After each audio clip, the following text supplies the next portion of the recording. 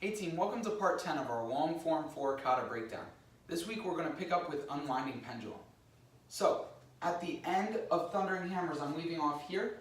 Unwinding Pendulum is first done towards the 45-degree angle this way, which is 7:30, and then the second side is done towards 4:30. So I'm going to demonstrate it once, full speed in the directions it's done in the kata. We'll break it down move by move, where I'm facing other directions so it's easier to see exactly what each movement is. So at the end of Thundering Hammers, I'm here, and Unwinding Pendulum is as follows.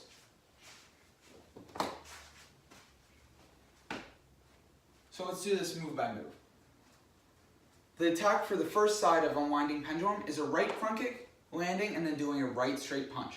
And on the second side, it will be a left front kick, and then a left straight punch. So on the first side, after I finish with my palm to the face of my attacker, my new attacker is at 7:30 doing a right front kick. So my right leg's going to dancer step behind my body while I do a right downward block to their leg, forcing it away from me.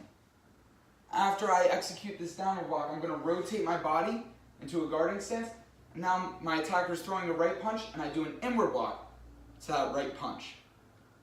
Next, after I inward block, my hand is going to roll over, positionally check their body. My right leg's going to do a sweeping scoop kick to the back of my opponent's left knee. So I'm going to reach, scoop their knee, and then my final move, my right hand is going to sweep under and do a heel palm claw to the underside of my opponent's groin from the rear. It's an odd motion, but when we demonstrate it, it might make a little more sense. So after I finish with my claw to the rear of my opponent's groin here, my next attacker is at 4:30. So I'm going to unwind while I do a dancer step with my left leg, do a downward block to their kick, do an inward block with my right hand. My left leg is going to sweep, scoop the back of their right knee, and then I do a left heel palm claw to the back of my opponent's groin.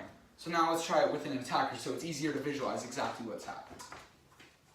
So of course in Form 4, the first side is going to be done towards 7:30, so we're going to demonstrate it on this angle. I finish off Thundering Hammers here. My opponent's going to throw a right kick. I'm dancer stepping and blocking that kick. They punch. I do an inward block.